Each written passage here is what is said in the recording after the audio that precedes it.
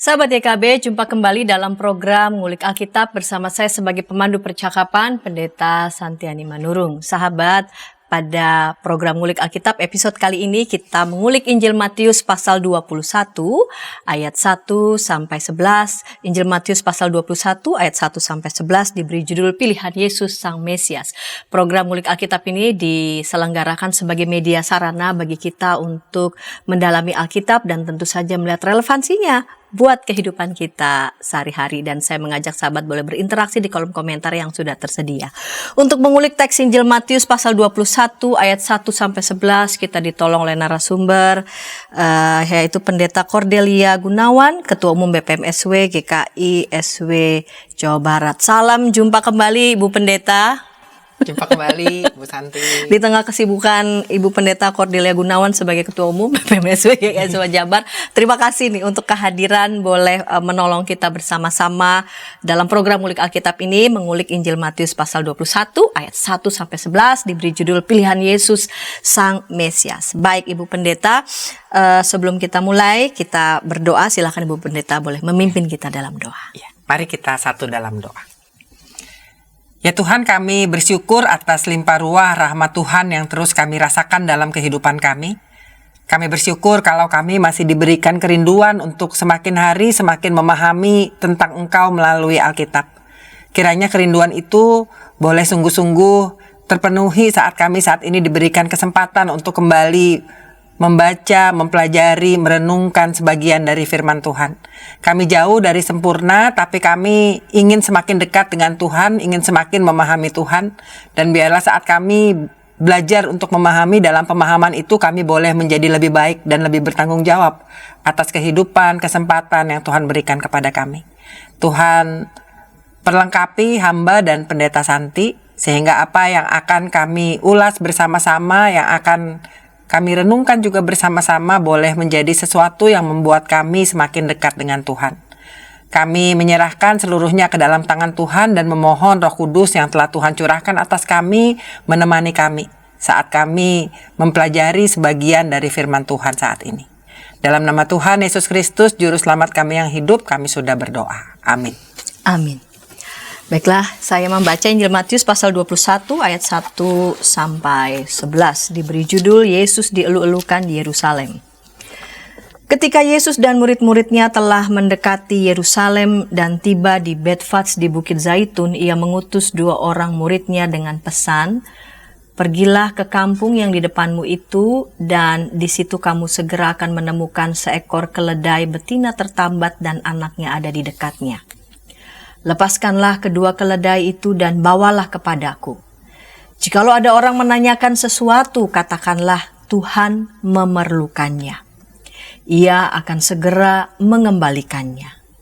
Hal itu terjadi supaya digenapi firman yang disampaikan melalui nabi. "Katakanlah kepada Putri Sion, lihat rajamu datang kepadamu. Ia lemah lembut dan menunggang seekor keledai dan seekor anak keledai beban." Lalu pergilah murid-murid itu dan berbuat seperti yang ditugaskan Yesus kepada mereka. Mereka membawa keledai itu bersama anaknya, lalu mengalasinya dengan jubah luar mereka, dan Yesus pun duduk di atasnya. Orang banyak yang sangat besar jumlahnya menghamparkan pakaiannya di jalan. Ada pula yang memotong ranting-ranting dari pohon-pohon dan menebarkannya di jalan. Orang banyak yang berjalan di depan Yesus dan yang mengikutinya dari belakang berseru, "Hosana bagi anak Daud, diberkatilah dia yang datang dalam nama Tuhan. Hosana di tempat yang maha tinggi."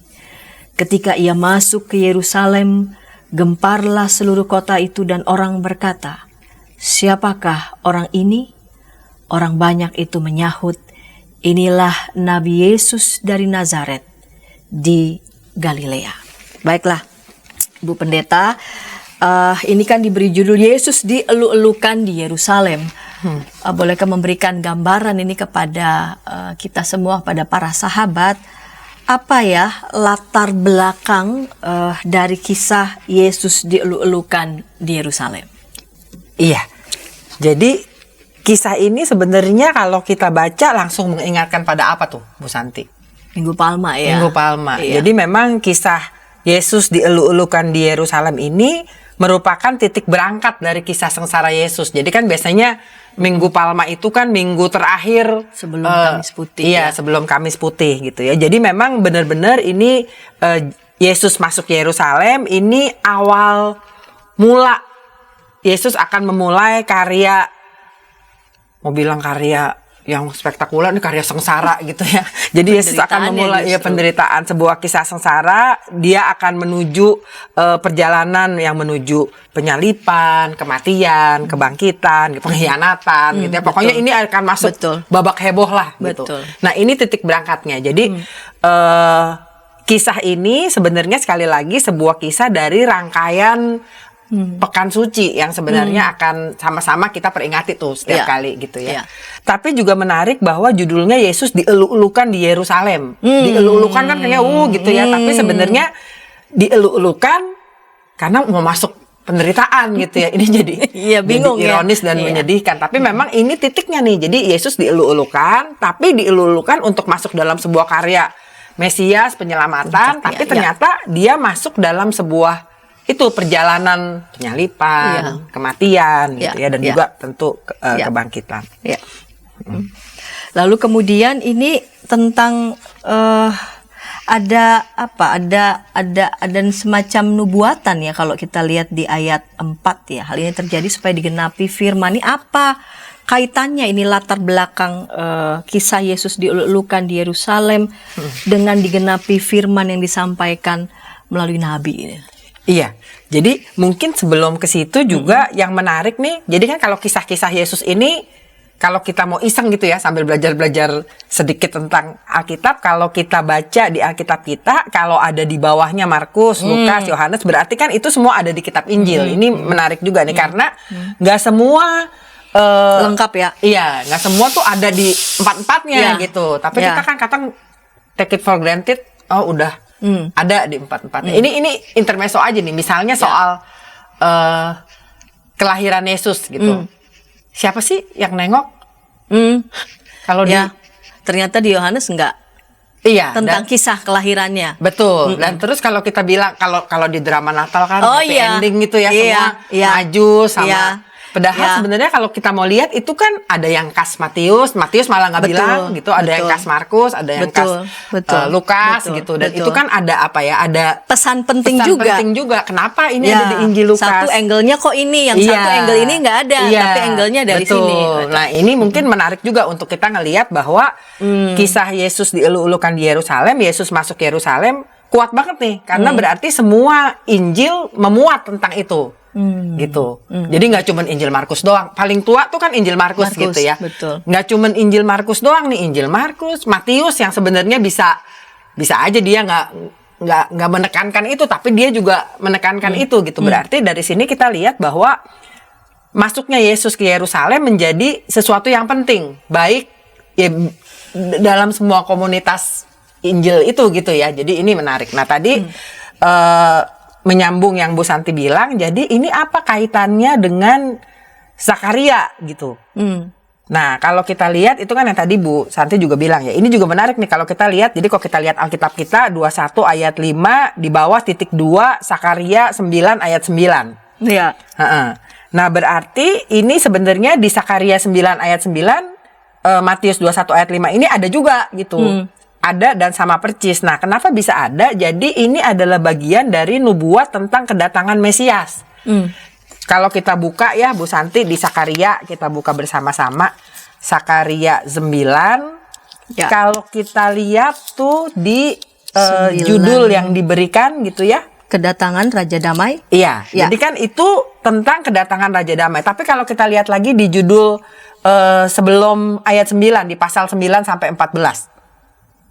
Itu kan nubuat-nubuat tentang kedatangan Mesias. Jadi ini bagian Raja Damai, ini bagian dari nubuat tentang kedatangan Mesias gitu. Sampai pasal 14 ya. Iya. Kenapa sih sampai ada nubuatan tentang ini gitu ya. Jadi kalau diingat kan saat itu mereka ada dalam keterpurukan. Mereka butuh harapan bahwa akan ada Mesias yang datang membebaskan. Jadi ini nubuatan bahwa ini nggak akan begini terus, akan datang seorang raja, akan datang Mesias yang membebaskan gitu ya. Jadi memang konteks saat itu mereka begitu terpuruk, dan dalam keterpurukan mereka meyakini Sang Mesias itu akan datang. Dan Mesias yang datang itu datang sebagai Raja Damai.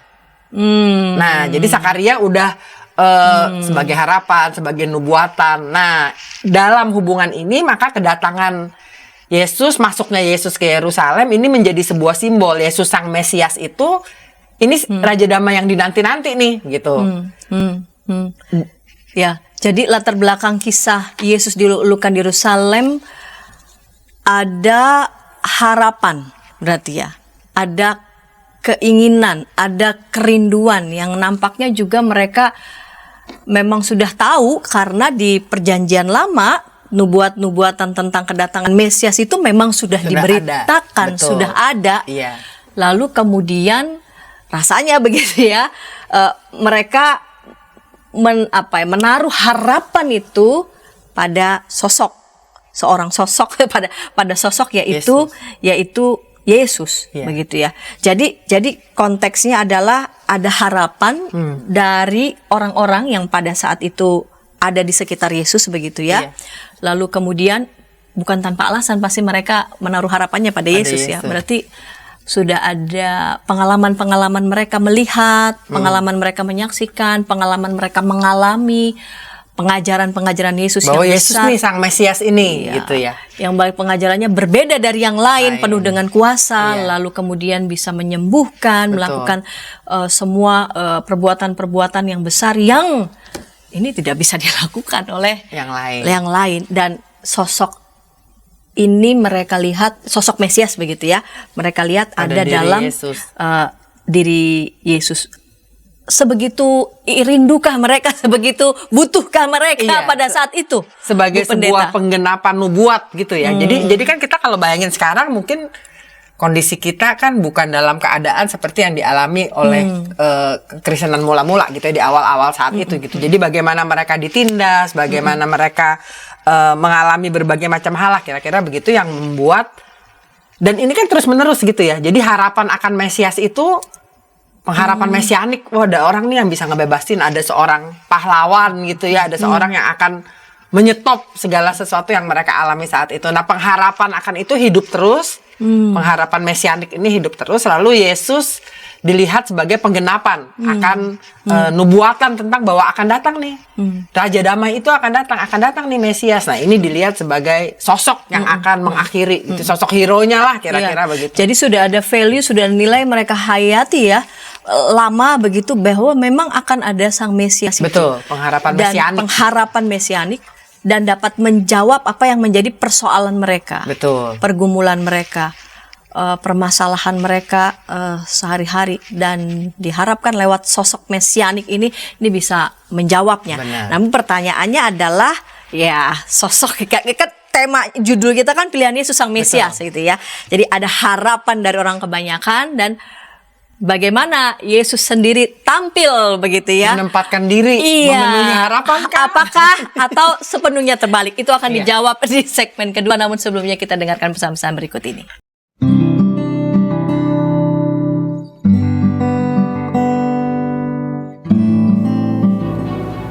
Hi folks, this is Daily Spirit for Youth, a daily devotional that helps you grow closer to God and apply His Word to your life.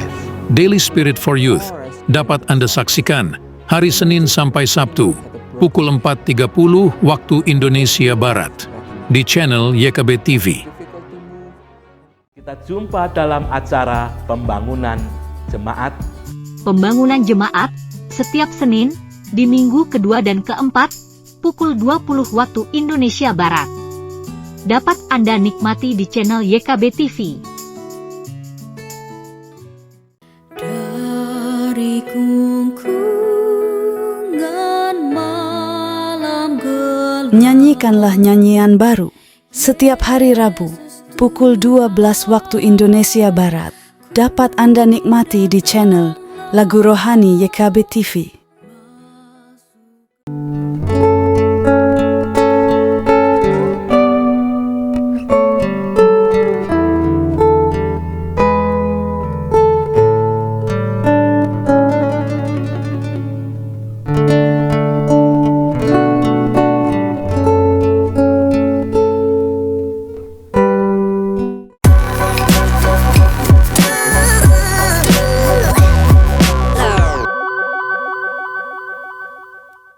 sahabat, senang masih bersama dengan kami dalam program Ngulik Alkitab. Pada episode kali ini kita mengulik Injil Matius pasal 21 ayat 1 sampai 11. Injil Matius pasal 21 ayat 1 sampai 11 diberi judul Pilihan Yesus Sang Mesias dengan narasumber Pendeta Cordelia Gunawan sebagai Ketua Umum BPMSW GKI SW Jawa Barat.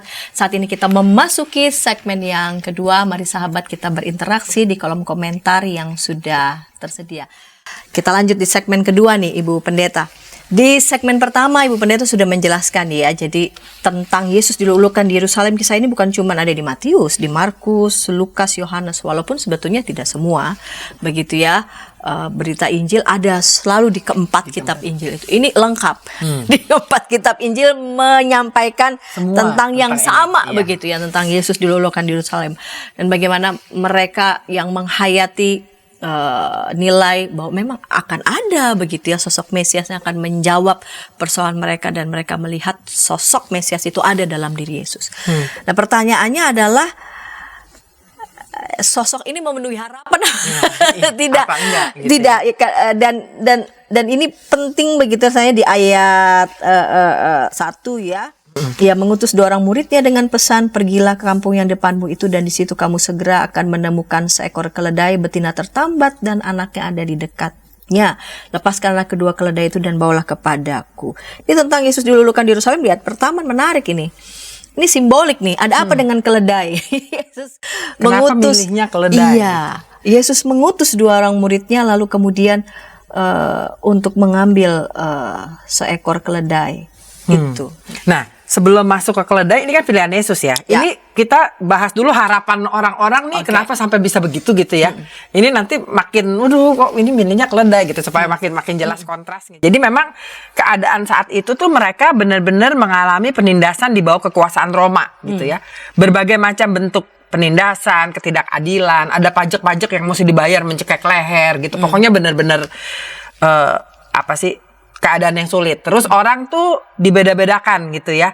Jadi tatanan sosial yang membedakan ini yang purified, ini yang suci, ini yang enggak gitu. Ini Yahudi, non Yahudi. Jadi kan banyak itu tuh kita dapati. Jadi dalam kefrustasian karena mungkin mereka juga terdiskriminasi dalam kefrustasian akan kehidupan ekonomi yang gitu mencekam gitu ya, dalam penindasan-penindasan karena kekaisaran Romawi yang begitu-begitu tuh dialamin banget.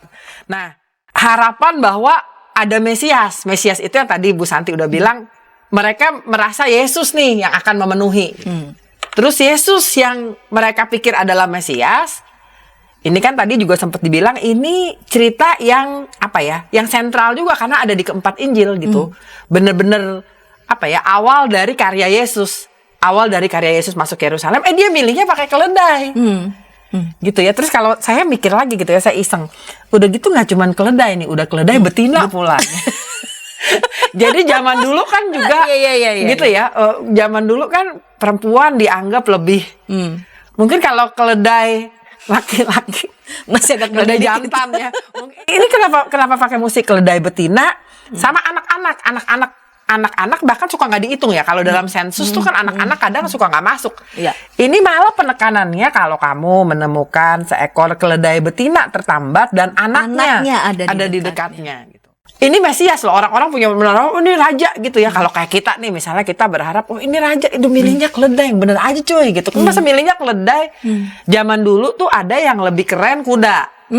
Jadi kalau raja kita kan nggak pernah lihat gitu ya gambar raja naik keledai. Tidaknya minimal di film-film nggak pernah. Kalau udah bintang film gitu kan naik kuda yang keren, baju perang. Jadi pulang dari perang memang biasanya kalau menang gitu ya, pulang dalam orang pergi perang kan pakai kuda. Aduh, orang pergi perang naik keledai mah udah diketawain kali. Ini pergi perang naik keledai gitu kan. Pulang perang, wah ini simbol dibantai kemenangan. Kalau keledai udah nah, tapi di awal aja udah langsung aduh. Iya, tapi ini yang menarik, Yesus bukannya pilih kuda gitu. Kalau ada kuda yang paling keren, kalau kita kuda putih atau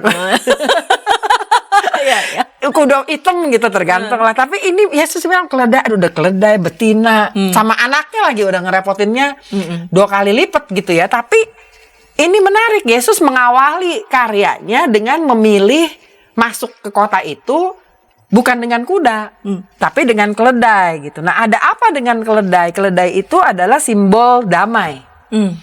Jadi dia bukan declare war gitu ya, dia masuk bukan perang gitu, tapi Yesus datang justru dia jalannya nih metodenya damai gitu. Jadi kalau konsep Mesias, konsep raja gitu ya kan lebih ke arah menaklukkan teritori. Ya. Menang, ada yang kalah, ada yang menang. Ya, enggak, ada yang dia taklukkan. datang bukan soal saya Takluk, mau menaklukkan. iya, bukan gitu ya. Dia datang justru sebagai raja damai. Gitu. Jadi makanya milihnya yang Ya. lemah banget gitu ya. Yang imut-imut, kalau keledai Iya, kan iya. lebih lucu gitu ya. Iya. Naik keledai bisa diusap-usap gitu kan, senang. Tidak akan menakutkan. Iya, nggak menakutkan nih gitu. Iya. Jadi ini pilihan Yesus yang udah dengan rapi dari awalnya dia datang menempatkan diri sebagai raja damai gitu. Dia bukan menaklukkan, mengalahkan, enggak tuh. Justru dia datang sebagai raja damai. Mungkin buat orang-orang yang tertindas dia Iya. ada bersama-sama dengan mereka gitu. Jadi ini pilihan gitu. Jadi dia nggak milih keledai, dia milih masuk Yerusalem. Dia nggak milih kuda, dia milih keledai. Untung nggak ngomong kedelai gitu. Jadi gimana ya? Jadi ada harapan yang orang-orang harapkan itu ada pada sosok Yesus yang mengalami berbagai macam persoalan begitu ya, diskriminasi, Iya. pembedaan strata sosial dan Betul. sebagainya, dan mereka melihat Yesus secara konsisten, rasanya lihat secara konsisten berpihak pada yang lemah gitu ya, lalu kemudian memberikan tempat pada kelas kedua, kelas ketiga begitu ya, tidak meng-underestimate, lalu kemudian lihat dari karya-karya Yesus ini nih. Nah, itu kan harapan-harapan yang wajar banget. Siapa sih yang seneng kita dalam situasi yang penuh dengan diskriminasi begitu ya. Hanya orang-orang yang diuntungkan aja yang senang dalam situasi yang diskriminasi gitu. Tapi bagi orang-orang yang ditekan tidak senang sekali dalam situasi seperti itu. Dan di tahap pertama Yesus memilih, tadi Pendeta Kordel udah bilang ini keledai loh. Simbol damai. Betul.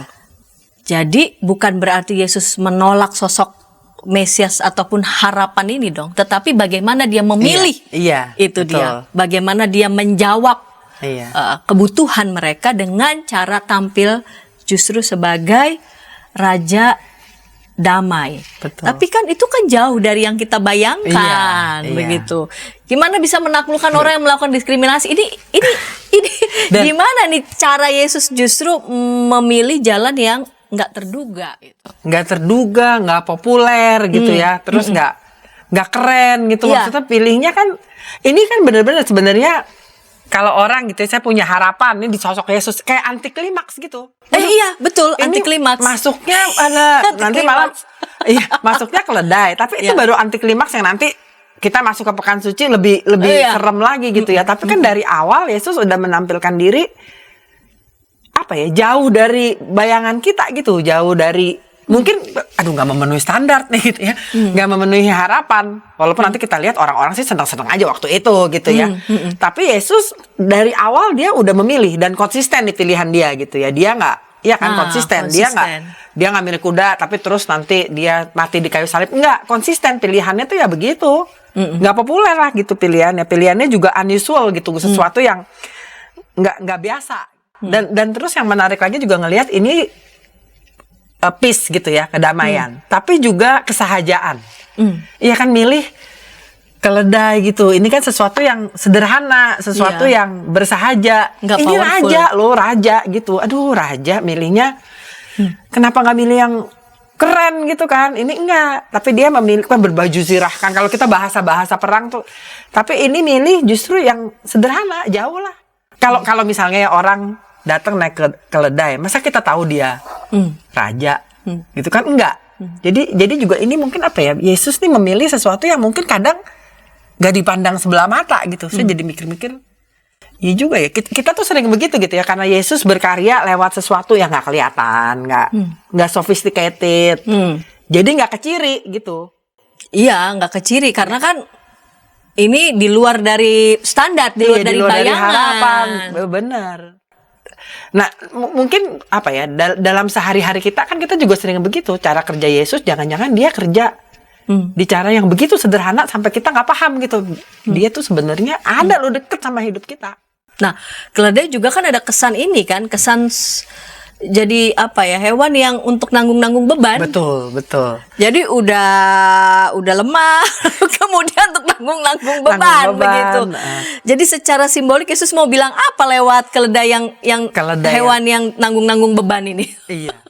Nah, ini juga yang menarik dikatakan bahwa ini simbol Yesus menanggung. Jadi keledai itu kan kayaknya lemah gitu, tapi nggak lemah loh. Dia kan kalau kita lihat dia dikasih nanti kalau Beban justru ya. Iya, beban. Terus udah gitu orangnya naik ke atas bawa beban gitu. Kuat nih sebenarnya binatang ini kuat gitu, hewan ini termasuk hewan yang kuat.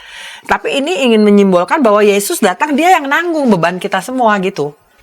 Aduh, ini bener-bener istilahnya double whammy. Apa ya maksudnya? Dia raja, tapi aduh rajanya udah datangnya lewat keledai. Raja yang kayaknya kalau Datang kita lihat dengan damai, lalu menyedihkan kemudian bisa gitu ya.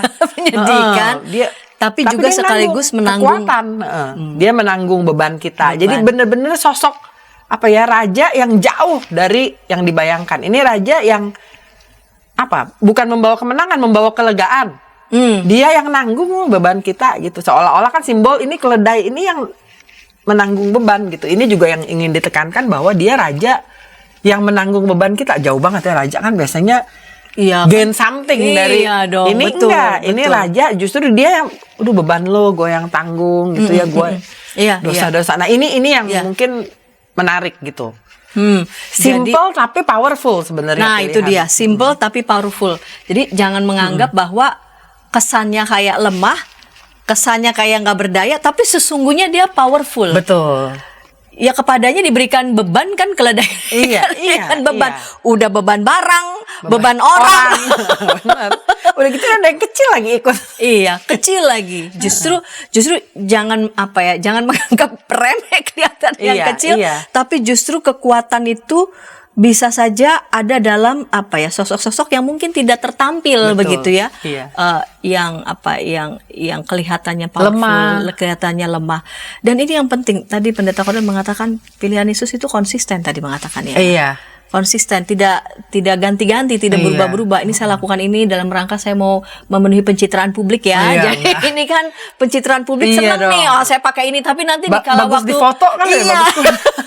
Tapi dikala ada teranjam, aku akan mengambil pilihan yang berbeda. Enggak. Tapi kalau Yesus memang mengambil pilihan yang konsisten. Nah, ini menarik. Konsisten nggak populer lagi ya. Konsisten itu yang dia. nggak populer. Persis. Kalau demi memenuhi pencitraan publik kan dalam rangka untuk populer. Iya. Begitu ini mengancam, dia akan cari jalan yang lain. Iya. Tapi ini konsisten mengambil langkah pun tidak populer. Iya. Untuk misi tertentu jelasnya. Iya.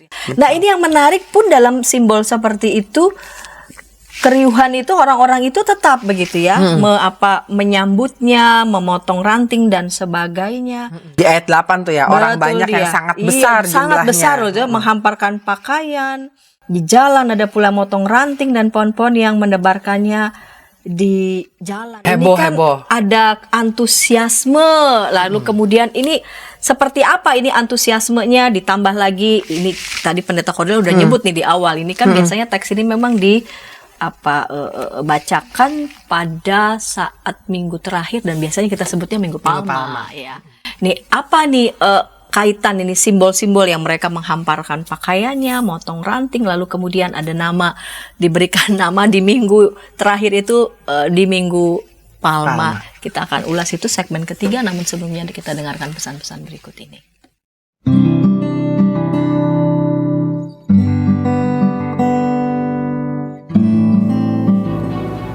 Hi folks, this is Daily Spirit for Youth, a daily devotional that helps you grow closer to God and apply His Word to your life. Daily Spirit for Youth dapat Anda saksikan hari Senin sampai Sabtu pukul 4.30 waktu Indonesia Barat di channel YKB TV. Kita jumpa dalam acara Pembangunan Jemaat. Pembangunan Jemaat setiap Senin di minggu kedua dan keempat pukul 20 waktu Indonesia Barat. Dapat Anda nikmati di channel YKB TV. Dari kungkungan malam gelap, Nyanyikanlah nyanyian baru setiap hari Rabu pukul 12 waktu Indonesia Barat. Dapat Anda nikmati di channel Lagu Rohani YKB TV.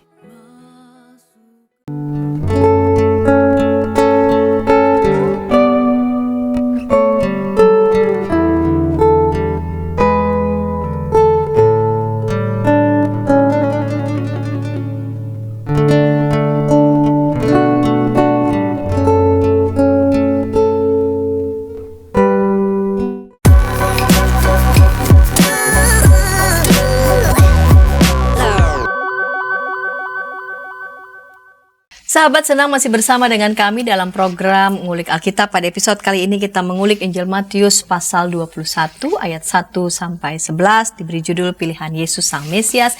Kita lanjut di segmen ketiga ini, segmen penutup bersama dengan narasumber Pendeta Cordelia Gunawan. Saya mengajak sahabat belum berinteraksi ya di kolom komentar.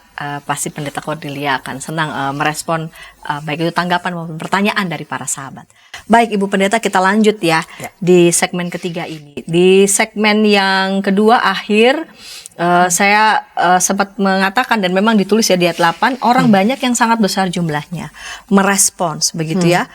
Masuknya Yesus itu Yerusalem dengan menunggangi keledai, betina, dan mereka bersorak-sorak. Orang yang sangat besar jumlahnya menghamparkan pakaian di jalan, ada pula yang motong ranting dan sebagainya.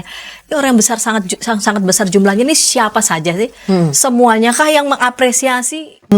Atau siapa sebenarnya mereka ini? Ini menarik juga ya. Jadi kan tadi kita sempat bilang bahwa ada harapan nih, orang-orang ini punya harapan akan Mesias. Mesianik gitu ya, harapan akan datangnya Mesias. Terus mereka lihat pada sosok Yesus. Terus Yesus datang naik keledai. Belum kecewa nih crowd-nya. Kalau dilihat kan masih orang banyak yang sangat besar. Ini orang-orang yang pasti dulunya mereka tahu lah kiprah Yesus. Mereka udah sering ngikutin Yesus kemanapun pergi gitu ya. Jadi even Yesus datangnya masuk Yerusalem pakai keledai, mereka tetap antusias, tidak merasa bahwa ini nggak oke gitu ya. Enggak, gitu. masih tetap oke. Nggak merasa kok Ogut di prank gitu, enggak, belum.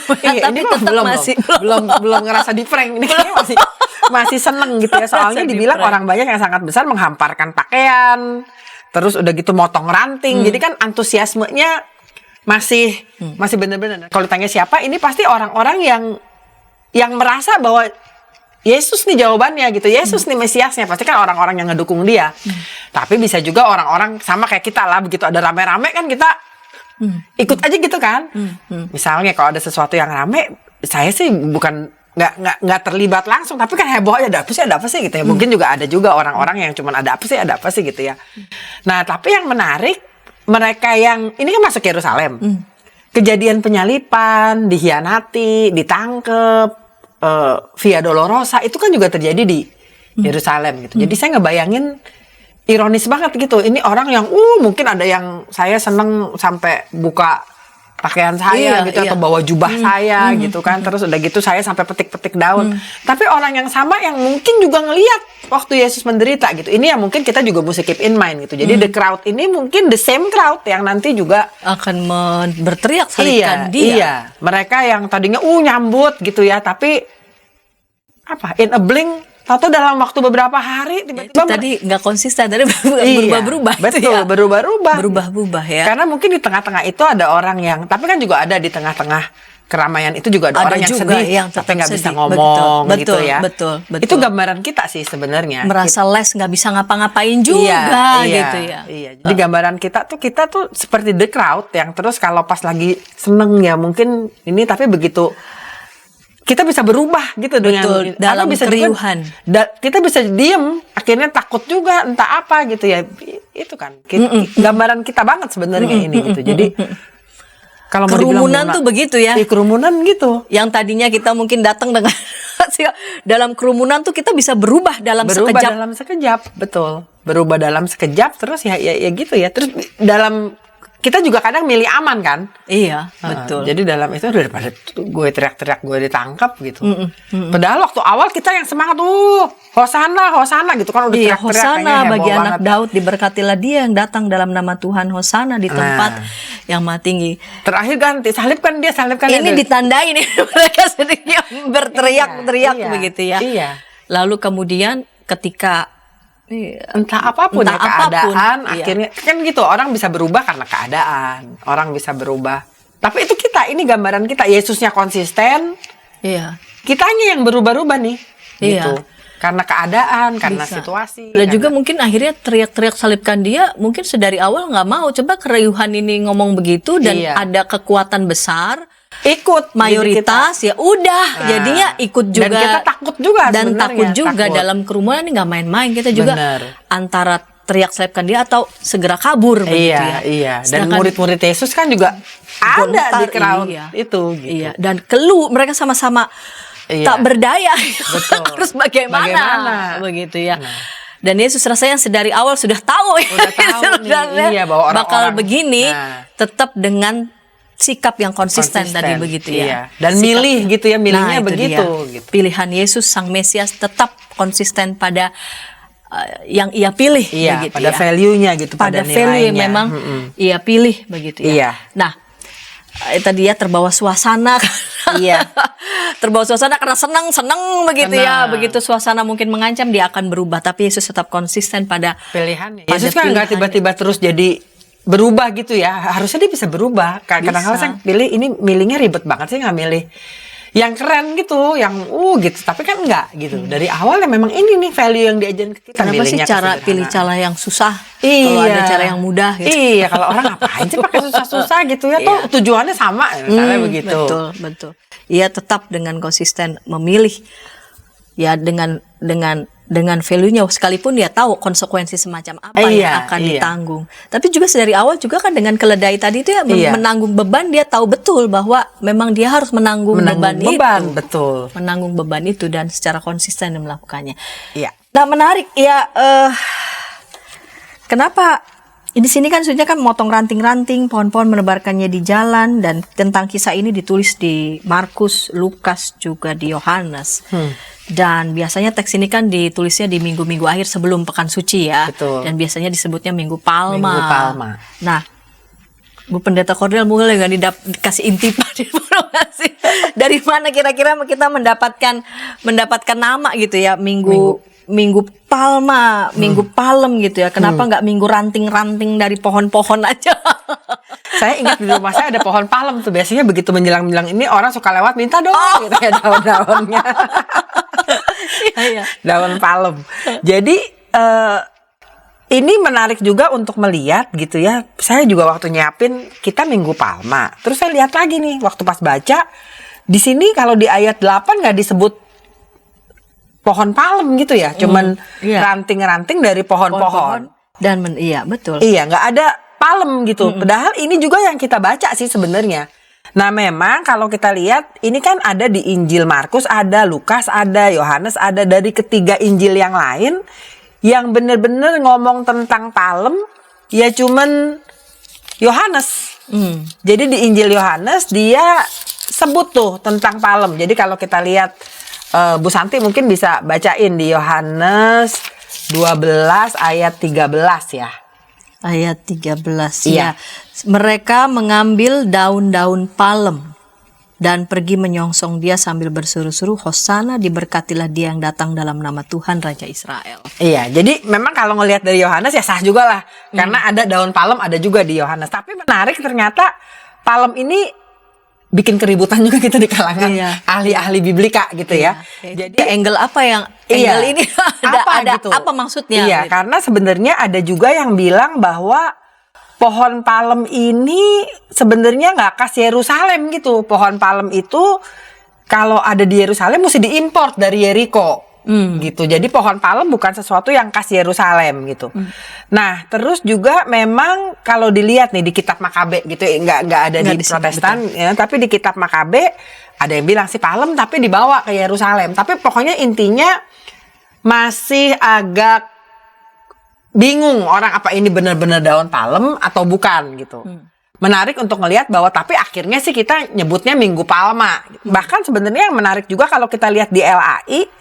Jadi saya bandingin nih di pohon palem tumbuh di Yerusalem itu ada di Nehemia 8 14 sampai 15. Kalau Nehemia 8 14 15 itu dilihat di King James Version ada tuh istilahnya palm trees gitu ya.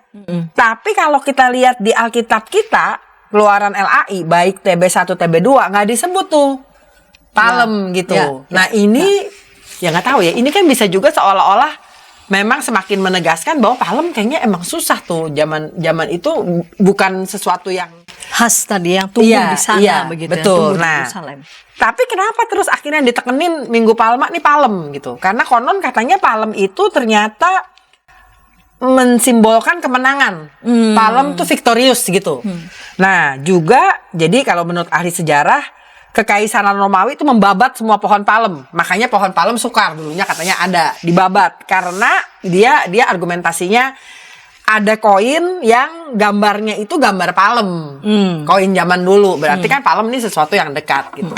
Cuman saya ingin mengajak kita sih maksudnya ngelihat apa ya? Kita take it for granted ya udah palem gitu, tapi ternyata palem itu juga ada problematik gitu ya. Tapi kita nama ini juga Minggu Palma gitu. Padahal tidak di semua kitab juga gitu dicatat di catatan Injil tentang palem, cuma Yohanes doang gitu. Nah, ada makna tertentu berarti tadi ya tentang simbol mengingat kemenangan. Betul. Tentang victory ya, victorious, tentang kemenangan. Nah, tentang ini tuh kita bisa ngerti nggak ya? Atau jangan-jangan ya begitu baca ini, oh iya, motong ranting-ranting dari pohon-pohon dan iya. Apalagi kalau udah siap Minggu Palma udah pada ngambilin, iya. Dan terus juga kadang saya jadi mikirnya begini, maksudnya palem itu kan lambang kemenangan ya. Tapi Yesus padahal datangnya bukan kuda, dia nggak datang perang ya, kita aja yang heboh gitu. Oh, dia datang seolah-olah disambut seperti raja yang pulang perang gitu kan. Iya. Padahal sebenarnya dia nggak even border kok, nggak even pusing gitu datang. Orang bukan soal menang kalah, dia milihnya keledai gitu ya. Itu mungkin kita juga bisa aja jadi salah sambung kan. Yesus nggak minta ini sambut gue begini-begini gitu kan, kita nggak dikasih nasi bungkus untuk betul, iya. Enggak kan, ini keriuhan itu yang kerumunan itu yang memang welcome dia begitu. Welcome dia sebagai raja perang gitu. Iya kan? Jadi nyambut-nyambutnya pakai palem misalnya gitu. Betul. Nah, tapi menarik juga, maksudnya kita Minggu Palma tuh kan punya kebiasaan. Nggak tahu udah lebih banyak nggak sih ya di GKI yang kebiasaannya biasanya kita udah mulai sih. Udah mulai gitu. Paling simbolik atau ya beberapa aja. Iya. Belum nggak semua. Saya kadang mesti ada lahan yang khusus sekali untuk menanam palem gitu. Tapi seberapa ini kalau kita lihat lagi dari itu ekologi gitu ya. Seberapa ini memang ramah lingkungan sih kegiatan ini. Kadang-kala ya kita udah pikir udah Minggu Palma, take it for granted ya udah. Tapi kan ada sesuatu apa ya? Ya kita mesti kritis juga gitu loh. Seberapa ini memang sebenarnya mesti benar-benar palem gitu. Terus juga palem itu juga cuman simbol. Terus seberapa ini juga menjadi sesuatu yang ramah lingkungan. Kita kan kadang cuma ya udahlah, udah biasa. Kalau pohon palem semua dipotongin cuman gara-gara, walaupun sebenarnya ya palem itu nanti kalau dibawa pulang terus itu yang sebenarnya jadi abu. Tapi kan kita belum sampai ke situ juga. Belum, iya dibakarnya dengan daun-daun yang lainnya. Iya, bukan juga pakai dibakar itu. daun lain yang itu udah keburu mati duluan. Iya, yang daun palemnya entah ditaruh di mana. Tidak ada juga yang memang secara khusus ini disimpan ya. Enggak juga. Atau gereja yang misalnya ngumpulin itu juga mungkin ya udah ya kalau palem itu benar-benar dikumpulin. Ada memang begitu ya, harus benar-benar dikumpulin. Iya, misalnya. Tapi kan beberapa gereja ya sebut saja GKI, coba gereja mana yang memang konsisten gitu, lalu kemudian secara khusus mengumpulkan dan menyiapkannya untuk di tahun yang akan datang. Iya, gitu. kalau itu masih ada ininya. Cuman saya bilang kita belum sejauh itu juga. Kita mah heboh palem-palem terus ditinggal juga. Betul. Padahal ya itu ya terus karena mungkin ya itu nggak relate sama konteks kali ya. Kemenangannya bukan itu simbolnya. Iya. Sebenarnya juga nggak usah pakai. Kemenangannya bukan simbolnya, bukan di situ mungkin ya. Daun palem tuh simbol kemenangan, victory. Tapi kan sebenarnya Yesus juga tidak juga. Dia nggak datang sebagai raja perang gitu kan, enggak gitu sebenarnya. Nah, bagus juga sih Kak. Gara-gara belajar ini kan kita jadi lebih terbuka gitu ya. Maksudnya lebih kritis juga terhadap hal-hal yang kita udah take it for granted ya begitu itu gitu. Apalagi namanya Palm Sunday. Iya, Palm Sunday. Minggu Palma. Padahal dilihat-lihat mana palmanya nih gitu.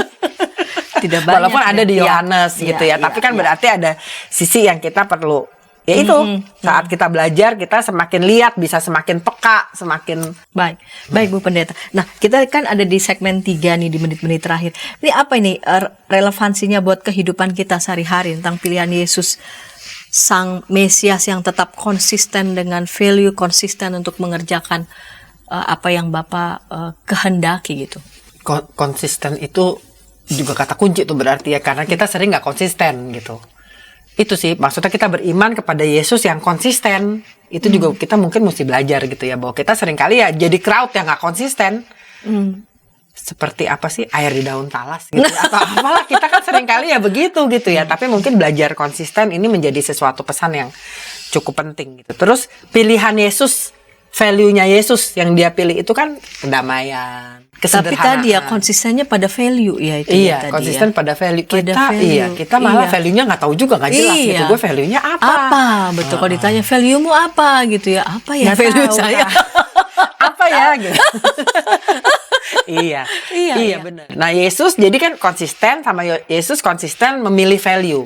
Value yang Yesus pilih apa? Dia milih, kalau dari kisah ini ya dia milih damai. Bukan perang. Betul. Dia bukan soal menang kalah. Iya, Zaman sekarang tuh kita mikirnya selalu win-lose. betul. Menang kalah Persis. gitu, selalu mesti ada istilahnya, ada korban, gue Iya. yang menang. Iya. Yesus kan Iya. enggak, orang dia naik keledai, dia enggak itu gitu ya. Terus juga damai gitu ya, damai. Dia memilih kedamaian, bukan perang.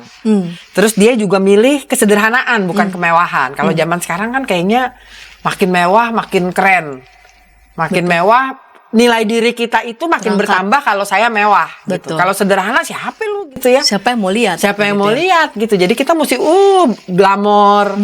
Itu kita beriman sama Yesus yang nggak even kelihatan sih gitu. Dan ya. seringkali tak terduga ya, kita lihat bisa di sosok-sosok yang terkesannya tuh lemah tak berdaya, justru dia kuat. Betul. Nah, itu juga pelajaran kita tuh ya, bahwa jangan underestimate sesuatu yang kelihatannya lemah. Sesuatu yang nggak kelihatan, malah little things gitu. Itu yang Betul. mungkin, atau nggak cuma little things, orang-orang kita kan suka underestimate gitu. Betul. Kita belum tahu aja. Belum begitu tahu ya. aja. Belum tahu aja. Mungkin bahwa- jangan-jangan kalau Yesus ada, kita underestimate juga naiknya keledai. Kita nggak Kalau ingat, ada di zaman aduh. sekarang akan Ya mengambil elah, jalan iya. seperti apa ya, akan mengambil kemasan yang seperti apa Kita milih ya. Marvel. Ya. Kita nggak milih lah keledai, yang bener aja gitu kan. Iya. Itu. Dan terus mungkin pesan lain adalah, ya itu, kita rentan seperti crowd yang nggak konsisten gitu, gampang berubah-ubah. Terus kita juga itu mikir menang kalah, value-nya tuh yang ketancap ke otak kita tuh soal win-lose gitu. Selalu begitu ya, selalu hitam putih Ya, gitu ya. itu Padahal dia. kan Yesus nggak. Terus selalu biner ya, mana penang mana kalah. gitu Iya, ya. selalu begitu. Iya, padahal Yesus Sukses sendiri nggak datang sukses, bukan dia soal justru menang datang kalah. merombak seluruh pembedaan-pembedaan yang ada. Dia ngerombak struktur tuh. Betul. Dan banyak juga yang nggak siap Nggak begitu siap. ya. Dengan dia merombak struktur itu, Iya. harus ada yang menang, harus ada yang Betul. kalah. Begitu ya. Ada yang suci, nggak suci, ada Yahudi, non Yahudi gitu. Itu kan Betul. Yesus Iya. justru datang meniadakan gitu, harusnya gitu. Semua batas-batas yang kita buat justru menjadi sekat-sekat begitu ya. Benar. Ya. Yang seharusnya kita bersyukur justru tidak perlu Iya, itu, iya. tetapi ya itu dia, ada sekelompok orang mungkin karena diuntungkan lewat pembagian strata itu. Betul. seperti itu, Tanpa sedangkan kita sadari ya kita juga kebentuk gitu, kebentuk kotak-kotak. mengkotak-kotak. Iya, yang mungkin yang terakhir yang penting juga adalah yang tadi soal palem gitu ya. Bahwa kita perlu kritis juga sih terhadap tradisi, terhadap sesuatu yang udah kita rayakan biasa gitu ya. Mungkin kita perlu kritis, terus ngelihat juga emang benar di Alkitabnya begitu gitu ya. Terus juga mesti berani juga kalau dalam perjalanan kita sebagai gereja, tradisi-tradisi itu kan bukan sesuatu yang harga mati nggak bakal bisa dirubah gitu kan, nggak juga ya. Maksudnya kalau ini palem ditempatkan dalam teologi ekologi misalnya, seberapa memang liturgi kita ramah lingkungan gitu, ini kan menjadi nilai gitu. Terus kalau kita juga memperhadapkan apa memang sebenarnya apa sih yang mau dicari dengan palem gitu, ada simbol-simbol apa, mungkin itu juga penting sih. Baik. Jadi imannya nggak statis gitu ya. Baik, baik Ibu Pendeta Kordel, terima kasih nih untuk kesediaan menjadi narasumber dalam ngulik Alkitab pada episode kali ini dengan judul Pilihan Yesus Sang Mesias. Dan sahabat, dimanapun sahabat berada ketika tayangan ini boleh menjadi berkat, sahabat boleh membagikannya kepada sebanyak mungkin orang, kiranya boleh sebanyak mungkin orang juga terberkati melalui tayangan ini dan boleh menekan tombol like maupun subscribe sehingga boleh mendapatkan update dari tayangan YKB TV. Kita mau menutup dalam doa, silakan Ibu Pendeta boleh menutupnya dalam doa. Ya, mari kita satu dalam doa. Ya Tuhan, kami bersyukur kalau hari ini kami boleh kembali belajar dari perikop yang mungkin sudah tidak asing dalam kehidupan iman kami. Tapi kami kembali diyakinkan, kami kembali melihat sosok Yesus yang begitu konsisten dalam menjalankan pilihan apapun resiko yang dihadapinya. Biarlah kami boleh belajar menjadi orang-orang yang konsisten dalam pilihan-pilihan kami, konsisten menampilkan nilai-nilai hidup kami, dan biarlah nilai-nilai hidup yang kami pilih itu sejalan dengan yang Yesus demonstrasikan di dalam kehidupannya. Ajar kami untuk dengan peka ya Tuhan menghargai hal-hal yang mungkin tidak terlihat dalam mata kami, tidak terlihat dalam hidup kami, tapi kami boleh kembali diingatkan bahwa Yesus bekerja dalam cara yang tidak kami bayangkan. Yesus bekerja melalui sosok yang mungkin tidak kami bayangkan sebelumnya, tidak kami harapkan sebelumnya, tapi begitulah cara Tuhan bekerja dalam hidup kami. Kami bersyukur ya Tuhan atas hari ini, biarlah kebenaran firman Tuhan sekali lagi boleh menyentuh hidup kami dan membuat kami semakin bertanggung jawab dengan kehidupan yang Tuhan titipkan untuk kami jalani. Dalam nama Tuhan Yesus Kristus, Juru Selamat kami yang hidup, kami menyerahkan seluruh doa dan juga keberadaan diri kami. Amin. Amin.